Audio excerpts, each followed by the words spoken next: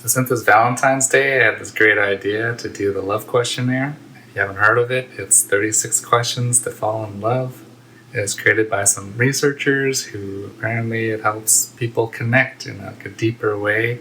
And they wanted to see if just being able to open up and be more vulnerable helps people necessarily connect. But anyways, I thought I'd give it a shot because I haven't actually seen anyone answer all of these, and I will try to be as honest as possible. So yeah, let's go. So the first question is, given the choice of anyone in the world, whom would you want as a dinner guest? I guess when I thought of this before, I would say someone like David Eagleman. He's like this neuroscientist that I admire. And yeah, I'm kind of like a nerd, and I nerd out on other things, and I kind of agree with his views, so it'd be interesting to talk with him. But now, at this very moment, I guess I don't want to be too sad, but I'd rather choose my uncle. He is sort of like a special person to me, and he's not doing too well, but he was always there for me, and he would always listen. And yeah, I'm gonna miss those times if I don't get to talk to him again. So yeah, I would say him. The second question is, would you like to be famous, and in what way? I don't think I could like really handle the full-on fame kind of thing, but I do feel like I want to be known for some of my ideas. I thought a lot about how our psychology works and trying to understand how we think and break things down and how we can improve our lives. And in some sense, I guess that's why I'm making these videos, that I want to be able to be seen and be visible, and also to sort of share my knowledge with people and help people through difficult situations that I've had and that I have to figure out on my own. And I don't think other people should have to do it all alone. So yeah, I think that's my answer there. Number 3. Before making a telephone call, do you ever rehearse what you're going to say? Why? I would say not really anymore. I'm okay with just having a phone call and just doing it now. That's not to say I don't rehearse things in my head. I have rehearsed a lot of, I don't know, I guess conflict resolution, because I grew up in a way where I don't know, I never knew really what to say, and everything that I said was always wrong and taken the wrong way. So yeah, I would say that I have rehearsed things before, but not necessarily for a telephone call. Nowadays, I can just sort of make the call and just see what happens and just let the conversation roll. Number 4. What would constitute a perfect day for you? This one's kind of strange because when I did this with my girlfriend, I actually teared up a lot because I couldn't really think of what a perfect day was. Almost like I couldn't believe that I'd ever had one before. But if I kind of reframe it and think about the good moments and believe that they were good moments, yeah, I've had some good moments with my current girlfriend. And I would say I really enjoyed this one date that we had where we went to this Van Dusen garden, and it was like a beautiful day, and I've never been to the garden before.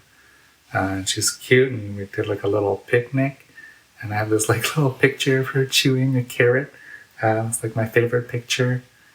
And it was like a lovely day, and it didn't feel like a lot of pressure on that date. It felt relaxed, and it felt like a good day.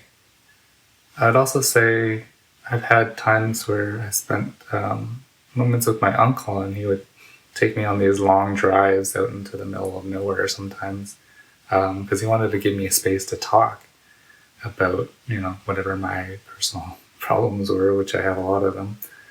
And I'm going to like miss those drives and those chats, and I want to have more of those.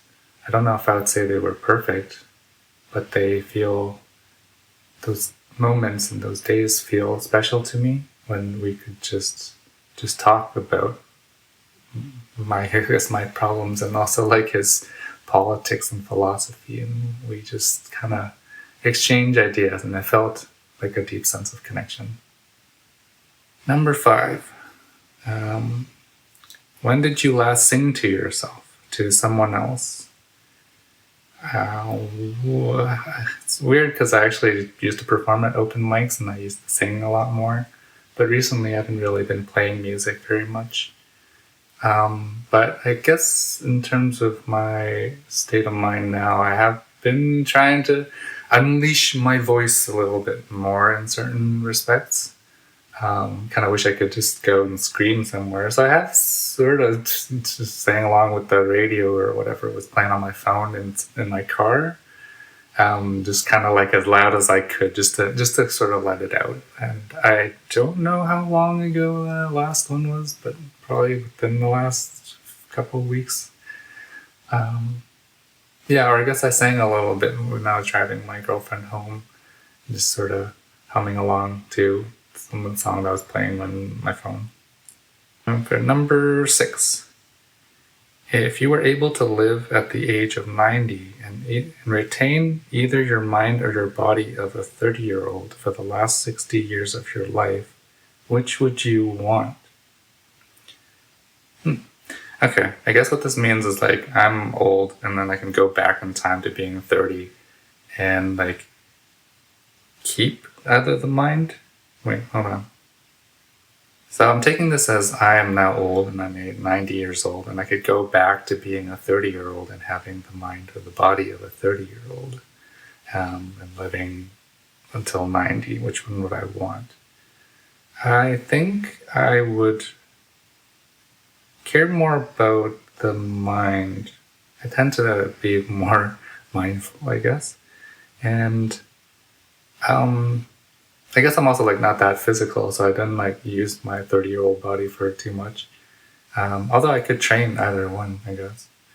But for right now, I think, especially because I'm like learning a lot since I'm like starting in my 40s now, I kind of wish I could go back to my 30s and sort of rethink how I approach things, and I wish I could have learned all of these lessons earlier. So that I could have spent more time sort of like on the other side, if that makes sense. Because I'm going through this like thing of trying to repair my thinking and the stories that are in my head and let go of certain things. But I honestly, I guess I wish I had the chance to go back and be in that state of mind, but know that I can change things and that there are certain things I could have done and followed to change it. So I didn't have to like struggle as much as I did in my 30s, I think. So number 7, do you have a secret hunch about how you will die? I guess I don't really think about death too much. I try to just be not necessarily present. I'm still working on that, but I like try to figure out what I want to do, like kind of on a day-to-day, week-to-week. I don't even plan that far ahead. But I guess if I had to guess, I do know some history of my family, like grandparents and stuff, having heart issues. So it's maybe something along that lines. But you never really know. And I don't know. I guess I hope that it's just at least peaceful, not too hard of a struggle kind of death. But you never can tell until you get there. Number 8. Name 3 things you and your partner appear to have in common. I guess I'm like hesitating a bit on this because you're supposed to be my partner in this scenario. But I guess I'll talk about my actual partner. I like that we are savvy, I guess. We like to like thrift and find deals and like not spend too much on new stuff because I don't think it's like very valuable, and it's sort of fun sort of hunting for like little gems here and there. At the same time, we also are both pretty creative. I like that we tend to like want to make things, and even cooking I consider that creative. Like we like want to make our own meals together. And I think the last thing is that we both kind of have our own struggles. I guess we deal with our anxieties and our dynamics in different ways, but ultimately we both are kind and caring, and we want to care, even if the sort of bad anxieties, fear feelings kind of get in the way sometimes. But we like want to be there for each other, and I think that's what I love about her. Number 9. Maybe I should check these out. Number 9. For what in your life do you feel most grateful? Oh boy. I guess I grew up in a way where I kind of am pessimistic, but I also think that I call myself a realist, because I think that I try to see things as they are. But it's weird because I've also learned that people who are realistic tend to be more depressive, because they see things for what they really are. Whereas if you're optimistic, you kind of are hopeful, and there's sort of like a air of positivity on things.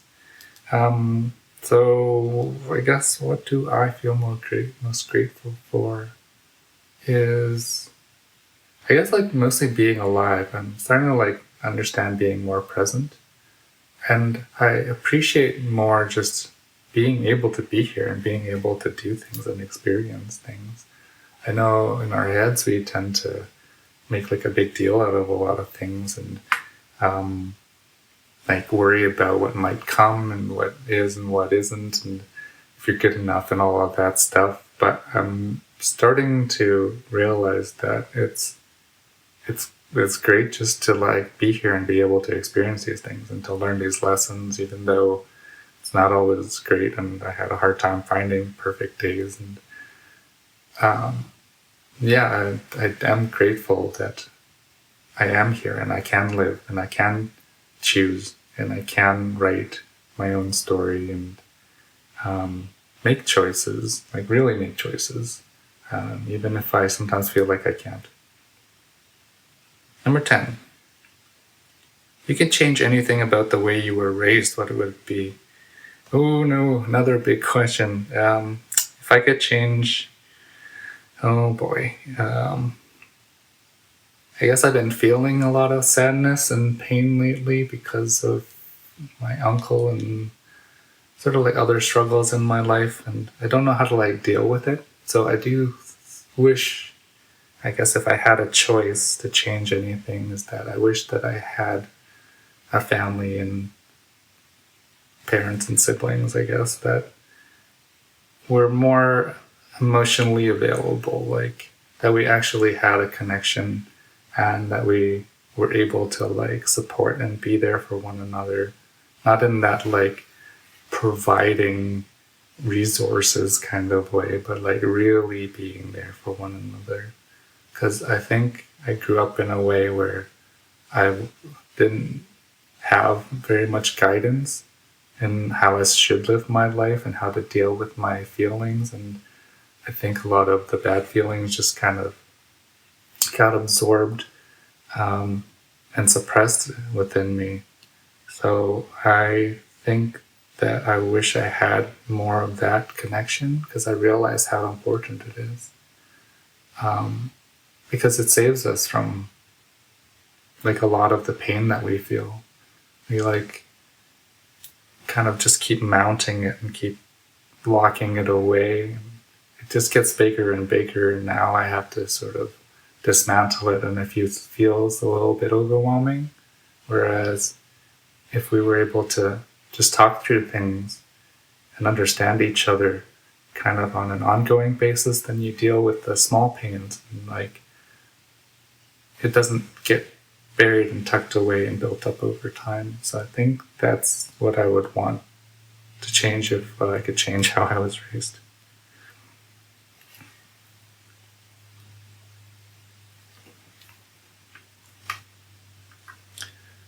Number 11. Take 4 minutes and tell your partner your life story in as much detail as possible.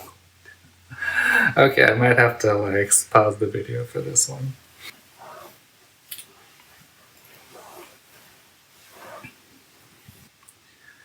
I don't know how much 4 minutes is, but yeah, let's try. This is a big one. I grew up in Calgary, Alberta. I was born and raised there. I think the hospital I was born in was, I don't know, I think it was demolished now. It used to be along Memorial Drive um, General Hospital. I don't remember what it's called. I don't really know a lot of details because my family, my parents don't really talk about the past a lot. The only thing that I do know is I was born apparently as a 10-pound baby, which probably was pretty rough for my mom. Other than that, I don't really have a lot of memories of my early years. I think I grew up in some kind of apartment close-ish to downtown, like across from some kind of school. Because the only memory I have there is I don't remember what the place looked like, but I remember for some reason looking out the window and seeing my brother sort of like walk across the street or something, like onto the school. But I don't really know. Most of my life I was spent at Radcliffe Drive, 3318. It was this little duplex in Radisson Heights, and it was kind of a small-ish place. It was like a developing area, low income, because my parents, they were Vietnam refugees. So they came here and they didn't have a lot. They had nothing, I guess. They had to start over. And also, like, didn't really know why they ended up in Calgary, because most of my extended family is out in Winnipeg. And eventually I kind of learned, I guess, that they sort of ran away together, which was surprised about, because that doesn't seem like who they are at all. I guess we never really knew who our parents are if they don't tell us, and we can never see the younger version of them, whereas they see like our whole lives. Otherwise, growing up there, it was a tumultuous household. I guess like they say it's like an Asian thing, but I think any household goes through this, which is that parents get frustrated and take it out on kids, and it was taken out on me at a young age. And but at the same time, I did find some kind of joy. I do sort of miss and mourn the younger version of myself because they seemed happy. They smiled in like their pictures, and like they were joyful. And I was kind of a monkey child. I would run and jump and climb on all sorts of things, and that freaked my mom out. I guess in the malls and stuff, I think I also tended to just run amok and go to the game store or the card store or whatever. I liked school. I liked being in school, even though I don't think I was like I was kind of socially inept growing up because I don't have like that emotional skills at that point. I learned English from TV because my parents only spoke Cantonese. They chose Cantonese over Vietnamese because they thought, it was more useful. They didn't know kids can learn multiple languages. But yeah, I was more playful in school. I liked, the parachute, and I think they call it Mission Impossible, where you're like running through the gym. Play Pogs. My uncle has his memory of me basically being like a little boy, and how I was like obsessed with my little Tamagotchi, which I kind of was at the time, and I was always afraid that I couldn't feed it and it would die. And I made friends easily, I think. I had a few friends in my neighborhood, and I would bike around a lot and visit them and play GoldenEye and video games and stuff. Yeah, and I liked being out and playing soccer. I joined a lot of the sports teams once I went to junior high, which was grades like 7 to 9. I joined track. I was not good at any of the sports, but I basically joined all of the teams, and our school kind of sucked. Then we go to high school, and I'm a nerd, so I took the IB program, which is the advanced program. And I liked learning stuff. I liked our teachers. One of my teachers in bio, she basically looked like Miss Frizzle, and she was all joyous and red curly hair. That eventually got me to university.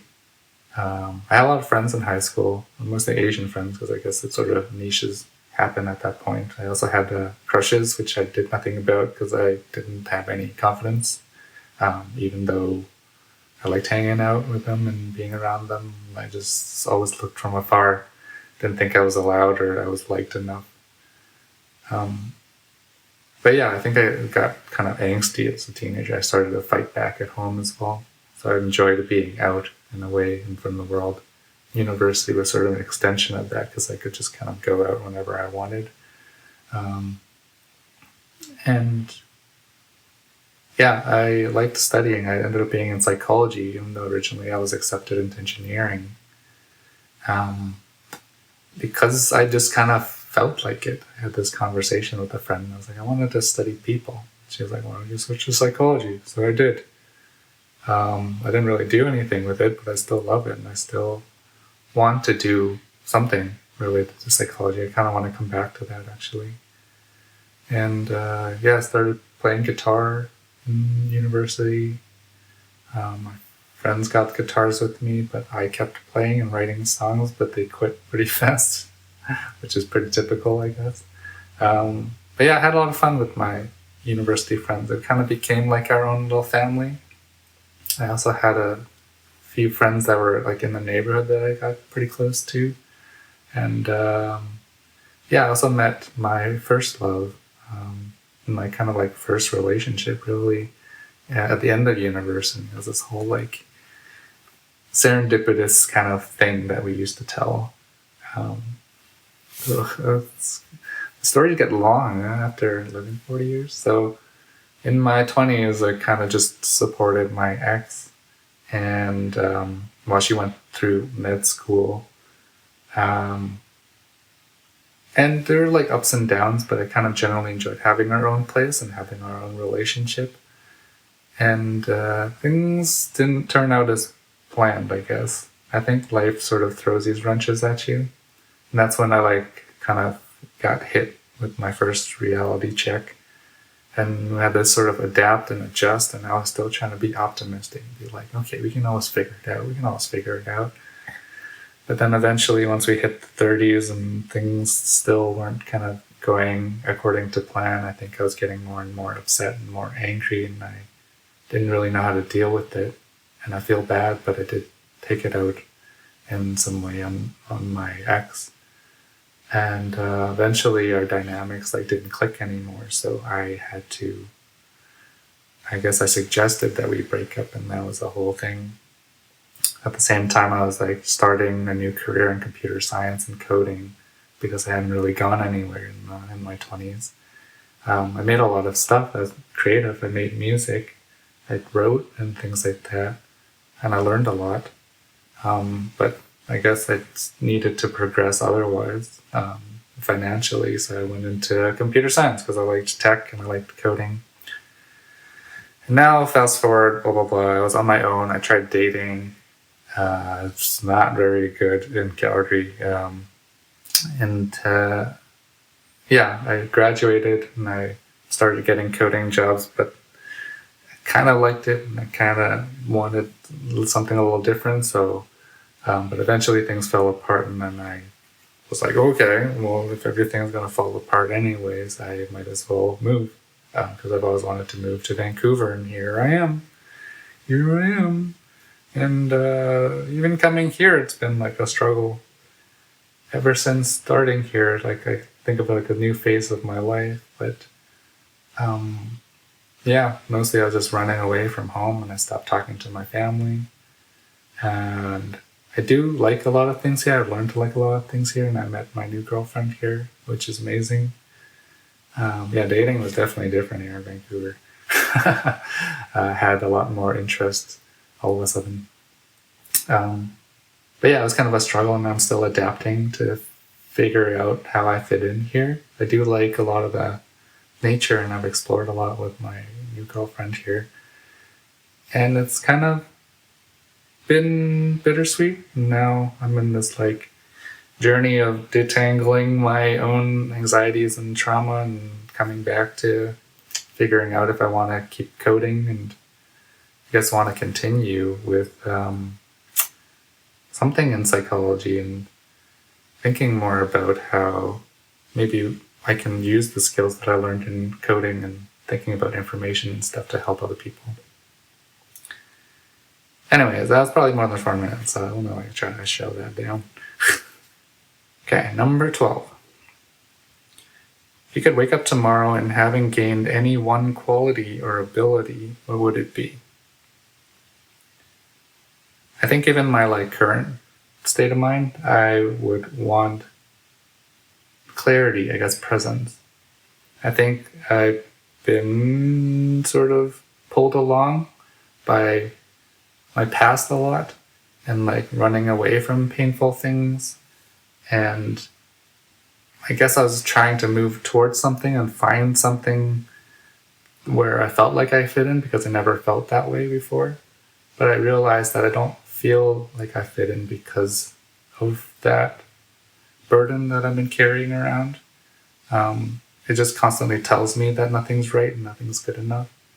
So I think I would want to let go of that and start seeing things as they are and start being more in tune with my feelings rather than pushing them away or being sort of dictated by avoiding the feelings, if that makes sense. And I want to be able to make real choices that aren't governed, I guess, by those past experiences and those feelings. So yeah, I think it's this clarity that I'm looking for. Number 13. If a crystal ball could tell you the truth about yourself, your life, the future, or anything else, what would you want to know? I guess in some sense, therapy is kind of like that. You kind of reflect back things about you. I guess I do wish I knew more about how other people saw me and my actions. I think I've thought of that before. Because you can't really know what other people are thinking or how they see things. But I think if I had a way of understanding how everybody views me, then I'd have a different idea of how I appear to other people. Mainly because I guess I feel like I used to think my thinking was objective, but I think it's actually kind of distorted. So I want other people's opinions about me to see what the picture of my outside appearance and my inner appearance, see how different they look from one another. And ultimately I do want to just sort of, I guess you can't totally erase your ego or yourself, even though people say you can. But I'd like to move more towards an authentic version of myself. So yeah, I guess I'd have the crystal ball tell me how everyone sees me and maybe how I can appear in the world objectively, if that makes any sense. Number 14. Is there something that you've dreamed of doing for a long time? Why haven't you done it? I have been dreaming about making videos for a long time. I didn't plan on them looking like this at this moment, but I'm trying to build up the skills and the habit to start. I don't really know what I want to do, I guess. I always wanted to make a movie. I think that's a huge dream, and I don't know if I'll ever get there. I might still try making a short film at some point as a way to test that out. But at the same time, I do like nerding out and explaining things, and I like reading books and learning about things. And even when I was working in jobs as a coder, I would teach and mentor other people. Sometimes I think I would make a good professor and a graduate student because that's basically what I do. I research and I teach. And also maybe as a therapist, but I've also helped other people sort of be in tune with their own feelings. So in some sense, I've been an unofficial therapist for some friends and some people. So I kind of want to do something along that lines in a greater capacity. One idea I've been bouncing around is sort of a mental health workout training program, because I feel like there isn't something like equivalent out there for like physical health, for mental health. It's always like a little bit unclear what to do with mental health, and it's always like a little all over the place. So I am thinking about something like that, but I guess I don't really know what my dream is. I think my dream was to like be able to express my true feelings and like how I dissect it and understand it better. So it's something along that lines. And maybe the making the film was a way of like taking everything in my head and putting it out there in the way that I see it. But who knows? Who knows at this point? I'm open to figuring it out. Number 15. What is the greatest accomplishment of your life? I don't know. I guess, if I'm honest, I don't feel like I've accomplished a lot. I am grateful that I'm sort of like working through things right now, and maybe that will be my greatest achievement, is just to come back to that 5-year-old self who was happy and curious and playful that I sort of left behind. But I guess I do feel highly about having built the relationships that I have. I had a band too with a couple of good friends. I guess I left that out of my life story. But they were pretty close with me for that time being when I was single and dating and trying to figure things out. So I do like that. And I like that I was able to listen and help other people the same way my uncle kind of like did for me. But I kind of want to do it in more official capacity. So maybe being a therapist is kind of the way. But I guess right now I don't really know what my great accomplishments are, other than maybe is trying to find love and having found it in some places. Because I felt like it was missing from my life. So maybe that's it. Number 16. What do you value most in a friendship? I guess I've thought of it as reciprocity for a while. Like, I want it to be fair and balanced, but I'm starting to think that it's because, that way I grew up wasn't fair and balanced. So I constantly look for that. I don't like one-sided relationships. So I kind of like I'm a little pushy about that. But I've also learned that I can overstep, and when people don't respond the right way, I kind of like don't like it, so I kind of get a little pushy or something like that. So I've learned to sort of only meet people halfway. So I guess I now value friendships where people are willing to like meet halfway. That I don't have to like constantly gnaw at them to like hang out or whatever. Or open up or talk about things, that they are willing to just like present themselves.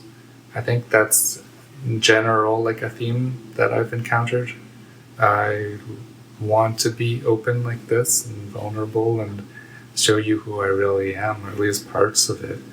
But I find people are very resistant to that. Like, they won't make the time to come out, but also like when they do come out, they kind of like hold back and they don't share who like they really are. I know it's difficult, but I guess that's like sort of my bar now. I want people to show up as who they really are. Number 17. What is your most treasured memory?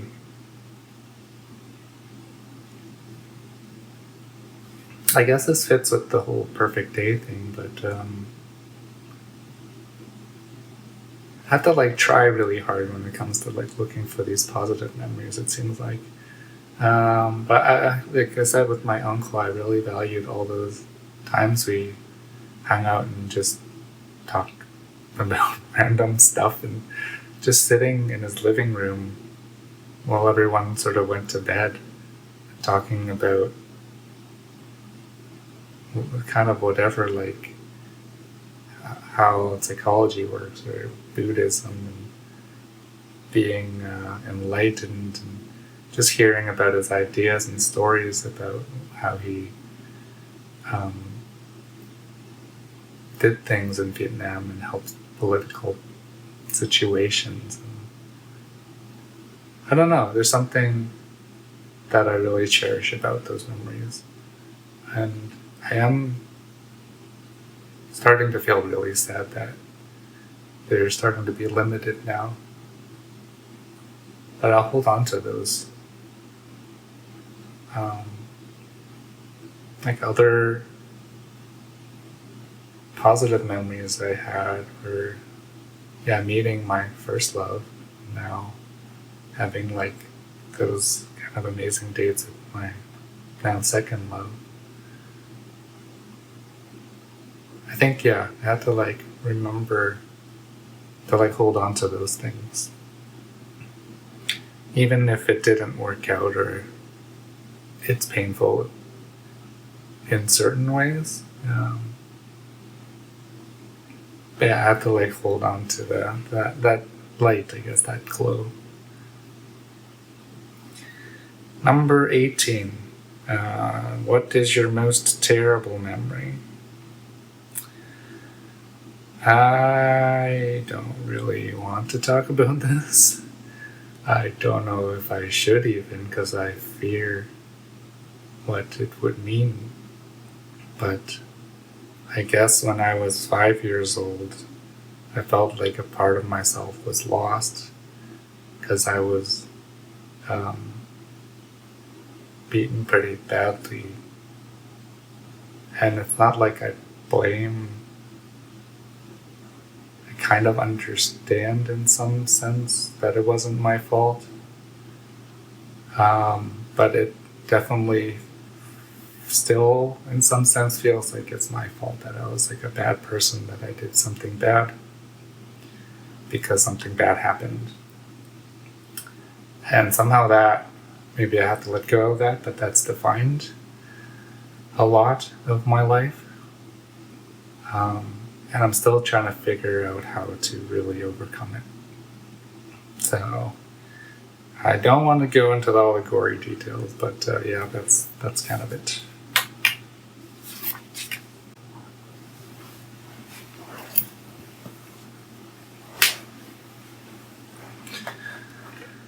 Okay. It's taking longer than I thought, but I'm gonna do it. Okay, so there's 36 questions in total, so about halfway through. So I might break this off into a second part. I guess we'll see. Number 19. If you knew that in 1 year you would die suddenly, would you change anything about the way you are now living? Why? Of course I would change a lot of things. If I knew I was going to die in 1 year, I think I would not really care so much about the future, about housing markets and whatever, affording some kind of distant thing, retirement. I just want to do what I want to do now, which I'm kind of doing with these videos, but I guess I would be more honest. Maybe I'd be more direct about all the things that I really want to say. And I'd also want to spend more time with my girlfriend. And I think I've thought about kindling or fixing things with my family, but I've reached out and I don't know if they're really going to respond. But I guess I want to at least address and finally resolve that within me. If I was going to die in 1 year, I want to do it before I die. I want to be open and honest and share my life story. One of my goals was to write a full-on memoir or to do a documentary video or something, just telling my life, just because I want people to know that it's real, those things happen, because it was always denied and it was always rejected. And I also, hope other people can relate with it, that they don't have to feel alone in their struggles, like how I did. So that's what I would do differently, is be more authentic and be sort of unrestrained in everything I want to say and do. Number 20. What does friendship mean to you? Friends, I guess friends in my life have been the family that I've chosen. I felt more at home and more like I'm around family when I was, especially in university. I had like this big group of friends. We hung out and we did all of the holidays and Halloween parties and the Christmas parties, Thanksgiving, and watched hockey. And I wasn't exactly into hockey, but it felt like a sort of camaraderie and a place where you could just kind of play and be safe and have fun. I didn't have a ton of friends that I could open up to, but there were some. I guess nowadays I wish I had more of that support, I guess, and being able to open up and be there for one another. But I think I just want friends. I think friendships are important because it is hard to live life alone, and it's better if you share it with people, even if it's not like in a romantic whatever. Like we put so much emphasis on our romantic partners and stuff, but the friends and the time you spend with people you care about is really what makes life worth living. It's not like the jobs and all of that stuff. I think people just get caught up in those things, but ultimately we just like want to belong and want to be ourselves and want to like play. Really, I think that's what it really comes down to. So I guess I want to have like fun and honesty in friendships, and value them more if I can find some more. It's been a little bit tough out here, but I'll keep trying. 21. What roles do love and affection play in your life? I think it's very dichotomous, I guess. It's sort of have this need maybe for love, maybe too strong of a need, that I feel terrible when it's sort of taken away or I don't feel it in the way that I want. And affection, I like the closeness, I like the physical contact and intimacy and being close and cuddly, maybe because I like really didn't have that a lot. That might be like an Asian thing where like you don't really hug or touch your family in any like way. But in general, I guess I don't want to like hold too strongly to the idea of love anymore. I think the idea of love is to like let go, right? Like it's not like it's to show up, but it's okay if you're apart because like that love lasts. It's like a invisible thread, and you're not supposed to like constantly pull on it or like sort of like lust after it as if like you like crave it. So that's like too desperate. And if you really find someone you love and there's like a true connection there, it shouldn't matter. But I guess I'm still working towards that. I don't want it to be like a big heavy feeling anymore. It should be like a light, airy kind of feeling. Number 22. Alternate sharing something you consider a positive characteristic about your partner. Share a total of 5 items. I think I kind of have to skip this one unless you want to post stuff in the comments. I can't really share 5 things about my camera. I don't know who you are. I don't know who's watching out there. Yeah, I guess if you do comment or anything, then I'll share my feelings about the comments. That's all I got. Number 23. How close and warm is your family? Do you feel your childhood was happier than most other people's? No, I do not, and I do not feel close or warm with my family. I guess my immediate family. I do have this close connection with my uncle, like I mentioned, and I cherish that relationship a lot. In some sense, I'm like a weird pseudo child of that family, like a leech. Um, and I've appreciated that they've let me in. Um, I also have some connections with my cousins, mainly just because, I don't know, different generation, or we kind of think the same. It's weird because like I don't think the same as my brother and sister. Um, so it's not necessarily that either. Um, yeah, I don't think my childhood was happier than most. And yeah, there were struggles and there were pain and there was abuse and there was neglect. And maybe people don't see it that way, but that's how I see it, and that's what it was to me.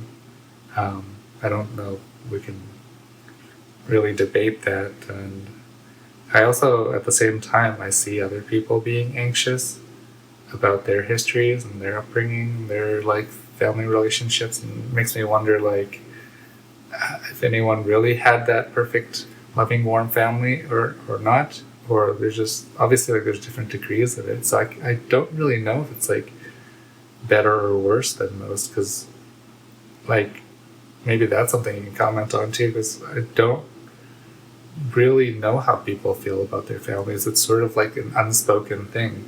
You just like it's like this little microcosm bubble that like nobody really talks about. Not in like an open sense. Like who will make videos about like I struggled with my family and they didn't treat me this way, or they should have treated me this way. Like I think those are too maybe like heavy of topics that people actually don't really want to talk about them. So it becomes like a taboo thing, like talking about sex or like public displays of affection or something like that. It's just like shoved away. We never discuss it. So yeah, I guess that's my version. Number 24. How do you feel about the relationship with your mother?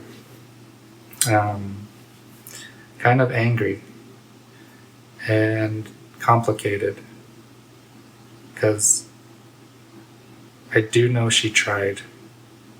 I do appreciate the kinds of care that she gave to me, like when I was sick and I had to go to the doctor and I had my migraines, and she would always be trying to make food and save money for us for school. But at the same time, I don't really feel much of a connection to her because we weren't like a talking family. All of the things, the memories and stuff are all hidden away. So I don't really know much about her, other than like the little tiny tidbits of stories that she would tell about Vietnam every so often, and how she wished, I guess maybe her life was better back then. And at the same time, now that she's getting older, I kind of empathize and understand the struggles of adult life and whatnot, and I kind of don't like that she's sort of isolated. But when I bring that up, it's like it's sort of just not addressed.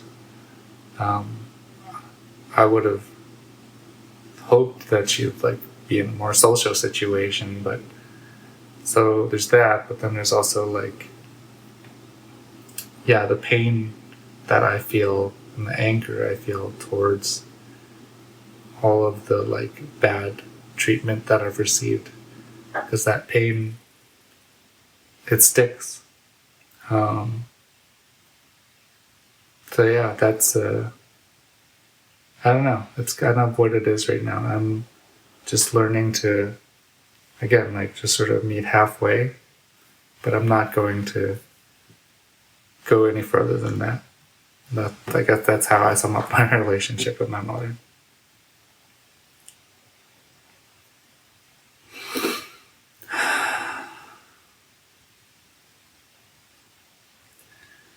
Number 25. Make 3 true we statements. For instance, we are both in this room feeling. I don't know if I can do this one either. I'm in this room feeling a little bit awkward, and I feel a little bit tense about revealing things. Not because I feel bad about revealing them, but I have this fear that somehow it's going to come back at me. Again, historical sort of lessons that I've learned. And I don't really know how this video is going to be received. I guess I'm a little bit pessimistic that anyone will watch or care. But at the same time, this is just a way of like pushing myself and training myself to be better and to just do it, regardless of what other people feel, because that's all I really have control over. So I guess that's how I'm feeling in this room. You can let me know how you're feeling in this room if you want. Number 26. Complete this sentence. I wish I had someone with whom I could share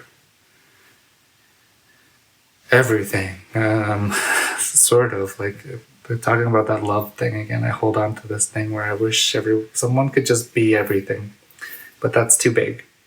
That's too much for anybody to carry. I guess I feel like I wish I could be saved or something, but I can only really just do what I can and be grateful for the people that show up and kind of ride through the waves of the ups and downs, regardless of what happens. And I wish I had someone who could share, I guess, this journey with. Maybe I'm trying to make these changes and like dig deep, and I do wish that I didn't have to do it alone. It would feel a lot better to have people do it with me, but I know it's like a big ask and each person has to do it on their own pace and whatnot. And I think my girlfriend is sort of like trying to get there. And but yeah, I think I wish I had someone to share this journey with, because it's kind of like an adventure. It's like kind of like going off into the Shire or whatever, and kind of going on a big, huge adventure and trying to learn lessons along the way. But hopefully we'll pick up people to join me slowly. And I think as long as I'm open and honest about doing so, I think the people who are willing and being in the right position will also join me as well. Number 27. If you were going to become a close friend with your partner, please share what would be important for them to know. I think we're already close friends. I guess I share a lot, especially I'm going through this like painful journey, I guess, and rewriting myself. I'm glad that she's been there for me to like help support me and help comfort me in my rough times and all of my ugly crying and tears. I hope we become better and better friends and that we can be more and more honest with each other. I think that's something that we were still working on. I guess if I was going to share what would be important for my partner to know is that I care about her and I love her the way she is, and it's okay just to show up the way you are. And I would say that for anyone else out there, like, just show up the way you are. You're okay. You're fine.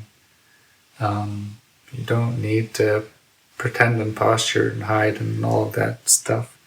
We just feel like we need to. But if I would say that to any close friend or partner, that's what I would really say. Number 28. Tell your partner what you like about them. Be very honest this time. Say things that you might not say to someone you've just met. I guess for this one, I'm just going to repeat the same thing. Just show up as you are. Be kind. Be caring. Be open. And that's all that really matters. If you don't click with somebody, that's too bad. You move on, but you don't have to have all these hard feelings, and it's not a reflection of like your self-worth is what I'm learning, even though I still struggle with that. is that if people just don't approach and show up, they're just not ready. They're just not at the right stage. But when two people kind of meet and they're at the right stage, it'll just sort of click. So I don't think you need to like worry about the specific things that are liked and disliked about yourself. I guess it's sort of maybe a workaround to the question. But yeah, I think you should feel like you should be liked for whoever you are. I guess I don't know who's out there, but that's what I would say. I did not make this setup very comfortable. Number 29. Share an embarrassing moment in your life. Ugh. I guess this one's supposed to be a little bit more of a fun, messy one. I never liked sharing embarrassing stories, but the one I hate the most, I guess, is, I guess I can laugh at it a little bit now, is, yeah, when I was in high school, I guess nobody really knew this, but I started getting migraines at that point. But if any of you know, there's different kinds of migraines, and one of the ones that I had was like it's not just your head hurts, but like your body just kind of shuts down, and your gut was just gives up on you and wants to empty itself. So I guess I had a really bad migraine, and I was trying to wait for, I don't know, some energy to go home, but I had, the runs, and I had to go to the toilet near their front, the washroom near the front entrance. And yeah, it was not pretty. And I feel really bad because I kind of just left everything in a messy kind of state because I couldn't deal with it at the time. And I was really embarrassed. And I feel really bad for the janitor who had to clean that up. But let's just say it was a big mess. And I feel bad that I had to do that, but I had no choice either. I just wasn't feeling good. So, Number 30. When did you last cry in front of another person and by yourself? I cried this morning because I've been feeling sad. Yeah, just thinking about getting older and things, losing people, and not having the right kind of love in my life, or feeling alone or something. I think it triggered something there with all the stuff that's happening in my life lately. And I am glad I could cry in front of my girlfriend. And she's always there for me, which I really appreciate. And yeah, it's okay to cry. I think it is true. Like, people say that tears are sadness leaving the body. It does feel awful and painful sometimes, but just dodging it doesn't make it any better. It just delays it. So yeah, I guess I've been crying more lately. Number 31. Tell your partner something that you like about them already. I like a lot of things about my partner. I guess it's those things that I mentioned, that we're like creative and we like exploring and hanging out, and she's always open for new stuff. But other than that, I like that she's kind and compassionate and caring. Even if she doesn't know how to be sometimes, I know it's there. And I think that's the most important thing, is wanting to be there for one another. It just sometimes can be tough. Yeah, I guess that question is meant to be for, if you're talking to your partner and maybe you don't know them that well yet and you're trying to find something that you like about them.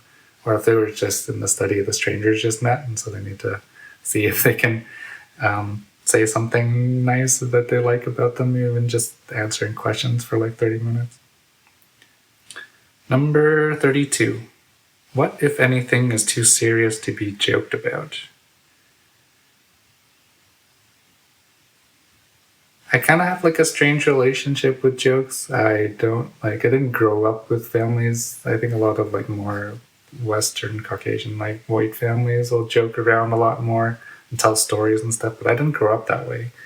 Um, Asian culture tends to, I don't know, do more silly things. I don't know, something like that. So when it comes to jokes and like I started watching stand up and things like that, I do like that they are able to say things so bluntly and spin it in a way that's somewhat lighthearted. But at the same time, I do feel like joking can be like a defensive thing, or it is a way of being aggressive, but passing it off in like a lighthearted way.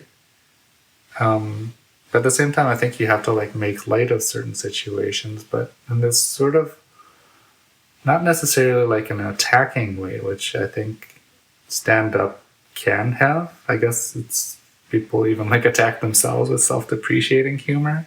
So I guess not necessarily anything too serious to be joked about. I guess I don't necessarily find it acceptable sometimes when jokes are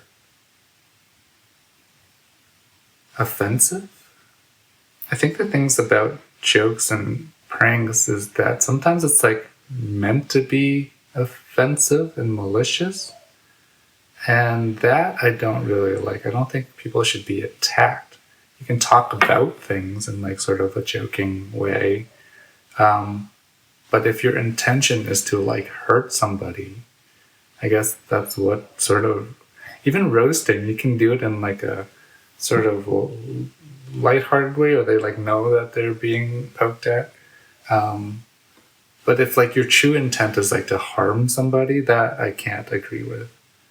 But otherwise, I don't think any topic necessarily is off limits. It's just how it's done and the reasoning behind it, I guess.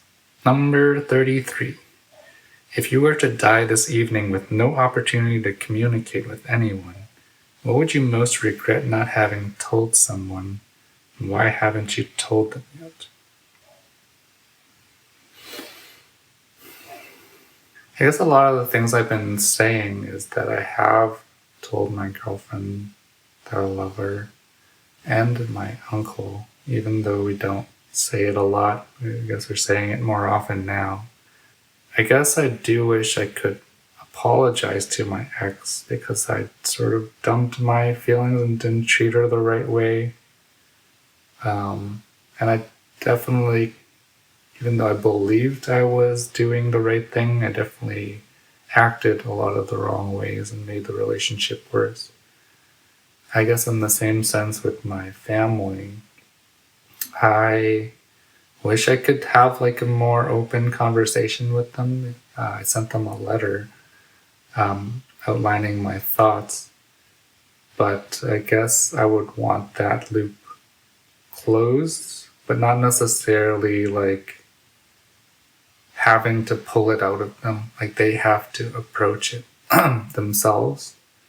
So since I don't think we're kind of in that place, I did as much as I could. And I do wish that the loop was closed, I guess. I don't necessarily have more to say, but I did wish we had, I guess, this conversation that I've always imagined having that can't seem to happen.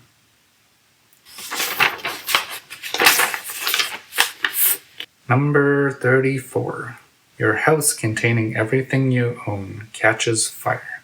After saving your loved ones and pets, you have time to safely make a final dash to save any one item. What would it be and why?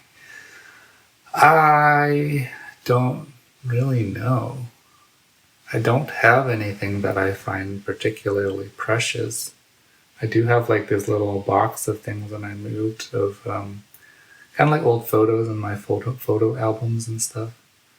And I do like the pictures that I've taken here and some of like my artwork. But I think a lot of the photos and stuff and holding on to my past is just like digging through my history and trying to like find answers.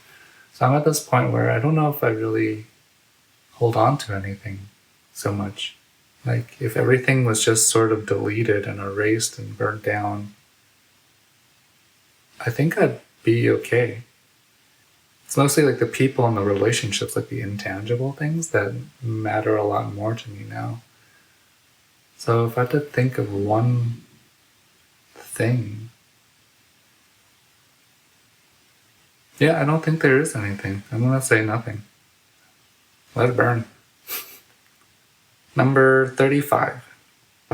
Of all the people in your family, whose death would you find most disturbing and why?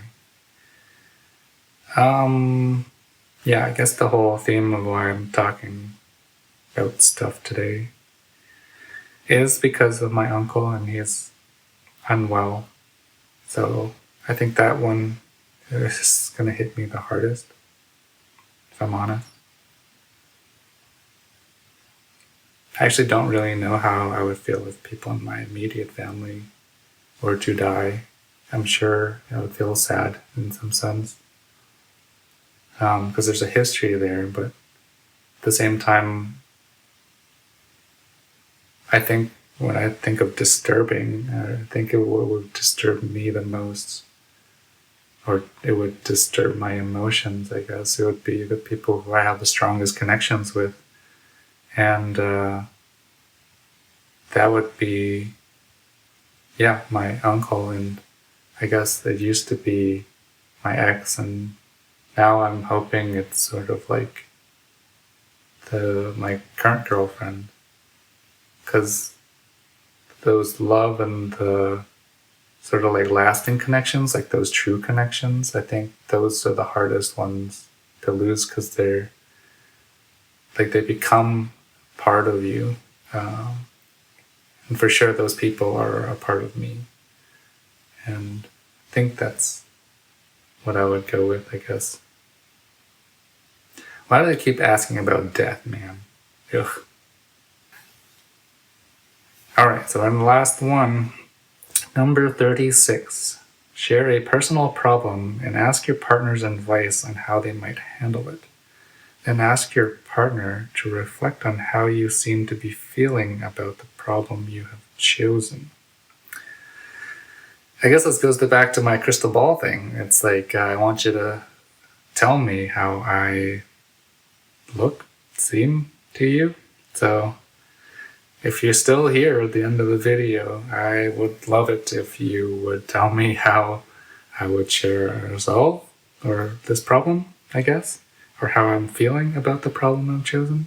That's what it says.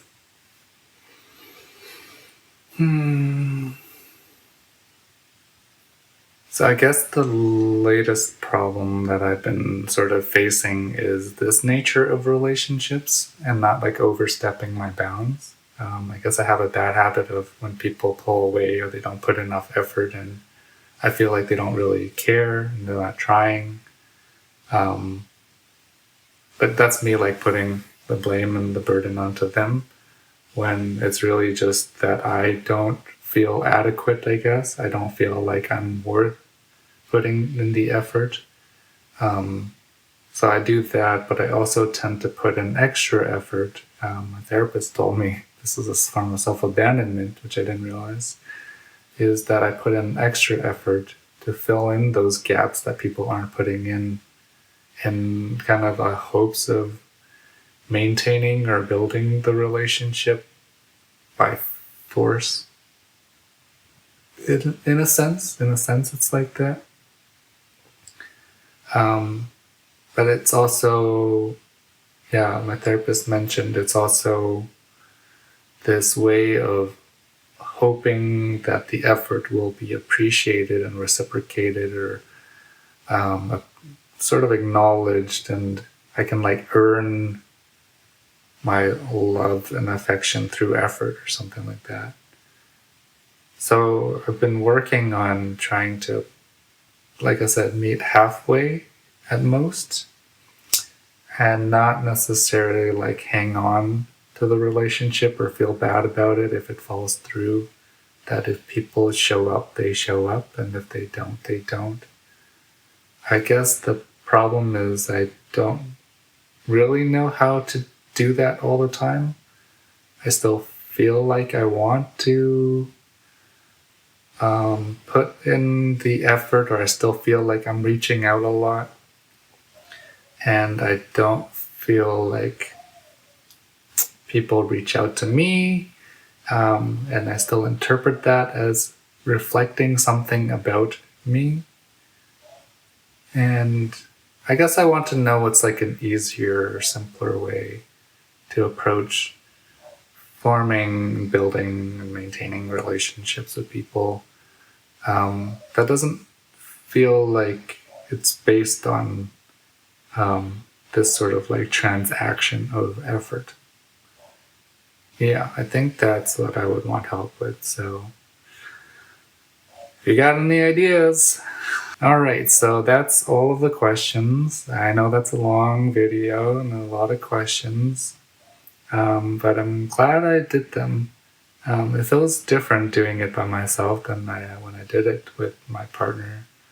And yeah, I think my answers have changed because I'm starting to change. And maybe it's worth like revisiting again every year and just seeing where I'm at. And it's mainly being honest with myself. And I mentioned this in other videos. It's like building the relationship with myself.